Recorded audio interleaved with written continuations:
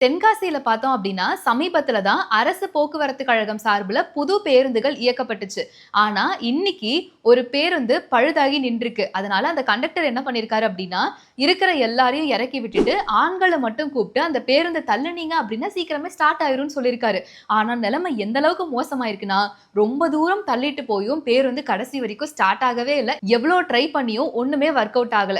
சமீபத்தில தான் முதல்வர் அவர்கள் எடப்பாடி பழனிசாமி அவர்கள ஒரு மாதிரி கலாய்ச்சிருந்தாரு. அவரு வந்து சுந்தரா டிராவல்ஸ்ன்ற வண்டியில வந்து டிராவல் பண்றாரு அப்படிங்கிற மாதிரி. ஆனா அரசு போக்குவரத்து கழகத்த பார்க்கிறப்போ, இதுதான் எக்ஸாக்ட் சுந்தரா டிராவல்ஸோன்னு மக்கள் எல்லாருக்கும் தோண ஆரம்பிச்சிருக்கு. ரொம்ப தூரம் பஸ்ஸ தள்ளிட்டு போயும் பஸ் ஸ்டார்ட்டே ஆகலன்றதுனால மக்கள் எல்லாரும் விரக்தி அடைஞ்சு ரொம்ப டயர்ட் ஆகி, இது என்னடா எங்களுக்கு வந்த சோதனைன்னு சொல்லி ரொம்ப ஃபீல் பண்ண ஆரம்பிச்சிருக்காங்க.